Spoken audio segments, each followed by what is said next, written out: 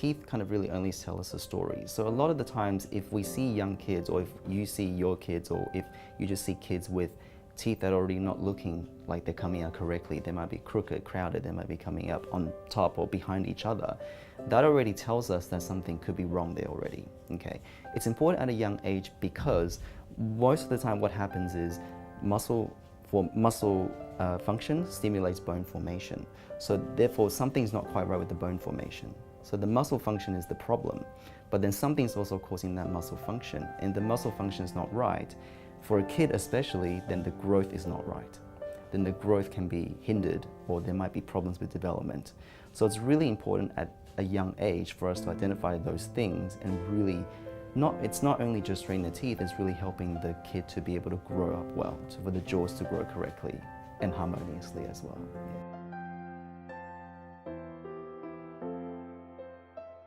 Most of the time, if we're going to do a custom treatment plan, we do need compliance. So we do have to have the kids understanding. Sometimes we see kids as young as 4.5 or 5.5, but they are able to comprehend and go ahead with things. But there are a lot of other forms of treatment or recommendations they can offer, such as exercises, things that they can use to just make things fun, and these things just kind of train their muscle function and train for them to do things to correct certain habits and whatnot. A part of this as well, another health professional that we work with, or another field that we work closely with, is Orofacial Biology. So it's myofunctional training. It's really training the muscles of your head and neck region to be used correctly.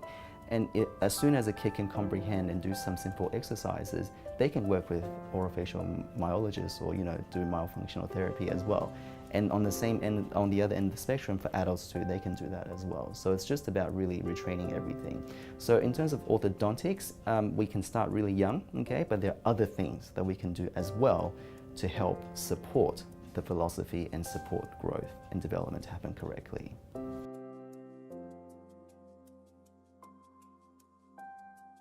No, it really is very dependent on how the individual develops. Okay, the long-term benefits of myofunctional training, or having the myology right, the facial structures and the facial muscles being used correctly, really isn't so much just to speed up the treatment, but really we're talking about long-term wise retention. So lots of us have friends and family members that we've always heard of. They get braces and then suddenly teeth are moving again. Now, a common myth is that the wisdom teeth are causing this. Generally, it's not the wisdom teeth that are causing this. A lot of the times, it's because some sort of muscle function is not quite right, and a lot of it is breathing incorrectly, breathing through your mouth. And therefore, then the structures aren't being supported by the pressure of the tongue, and then teeth then start to move. Orofacial myology is very important in terms of supporting the results of the treatment, long-term wise.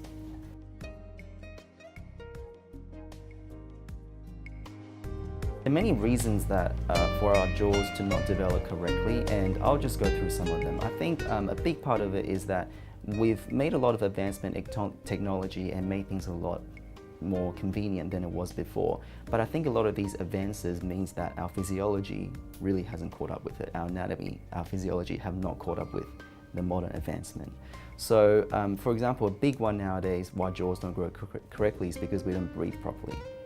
So there are a lot of allergens in the air. There are a lot of reasons nowadays why perhaps we might have issues with respiratory problems. So some things could be allergies, allergens in the air. Some people have hay fever. Some people, just because they get a cold, they can't breathe through their nose, they're congested, but then they end up breathing through their mouth. So any of these things can mean that a mouth breathing habit starts, and when we mouth breathe, we know that it's not going to support all the structures because the tongue is not in a position where it needs to be, or where it can support growth and support the structures. If you think about it as well, as babies, we're all obligatory nasal breathers, because when we're breastfeeding, the infant has to breastfeed and also breathe through the nose at the same time. So there really isn't any reason for us to be breathing for a prolonged period through our mouth. So that's one thing that can cause the jaws to grow incorrectly. Other things that can cause certain growth issues could be the diet that we have nowadays. A lot of foods that we're eating are much softer and they're much more processed. So we're not getting as much nutrients as we were before, and we're not stimulating our jaws enough because foods are just so much more softer and they become more available. And it's a funny thing because we are eating more than we used to, or at least in our developed countries we are, but we're not getting as much nutrition as we were, say 50 to 70 years ago.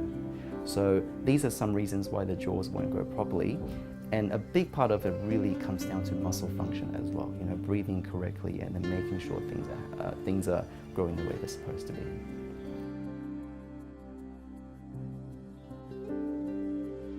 Traditional orthodontics is really a lot about straightening teeth, and there's nothing wrong with that.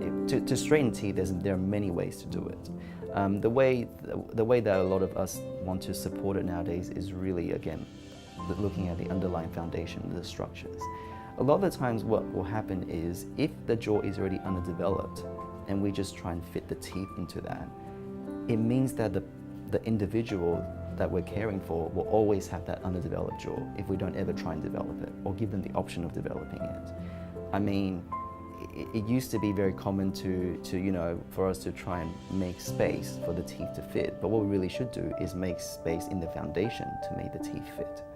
An analogy I like to give is, if you really want to buy a pair of shoes, whether it's sneakers or heels or whatever you want to wear, you wouldn't just cut off your toe to try and fit into that, right? You would find something that's a bigger size. It's the same thing. We all have a genetic potential that we can reach, but how the DNA or our genes actually express, that's the different story. That's the part that I think a lot of us nowadays are missing. We're not reaching our genetic potential because of a variety of factors. Yeah.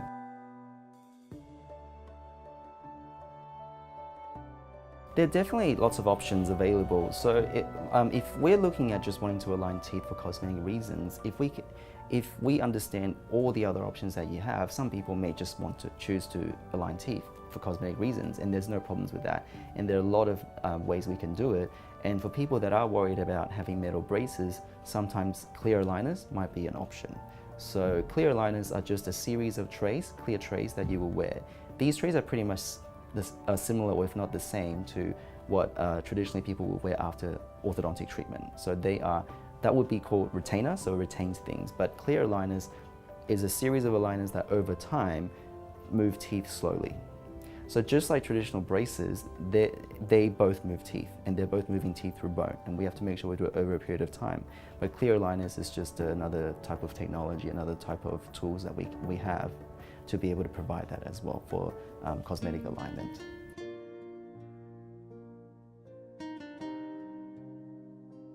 Most of the time, yes, but it really is also dependent on what other issues we have. For example, if we really do have some structural problems, if we really do have a, let's say, large overbite or large overjet, clear aligners may just solve the alignment of your teeth, okay?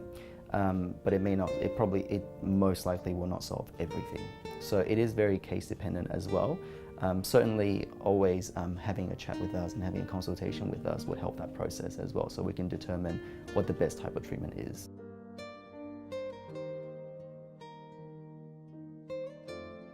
I think for me, if someone really wants to have certain things done and really wants the results, for me that's more than anything, to have that compliance, to have you feeling like the patient's working with you, you're not just telling them what to do, they're wanting to do things because they want to. I think that is more ideal than anything, because really, sometimes coming to the dentist is not a pleasant experience. Going through things, having things being put in your mouth, having things done is not such a pleasant experience. But if you and the patient and the team members that I work with, and I'm blessed to work with really good team members, if you all have a common goal, which is to become a better, to get a better treatment outcome, that is more ideal than anything, in my opinion.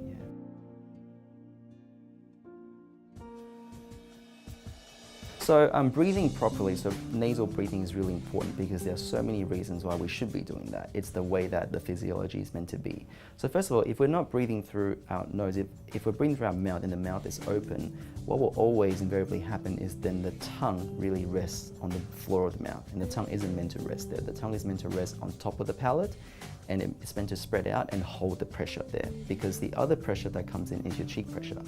So if the tongue is not supporting that, over time you will get narrowing of the upper jawbone, and you will get narrowing of structures in the mouth. And teeth will then start to appear to be crooked or misaligned. Now, if that's not correct, what will happen is with the tongue being lazy or having a low tongue posture, that also means that the tongue may also fall back a little bit, and that can impede on the airway. There are things in our nose that support the airway becoming clear. They're called turbinates. A lot of times what happens is if we don't use certain things, we lose it. So as a response to our body, sometimes certain structures, if they're not being stimulated enough, our body tends to lose that function.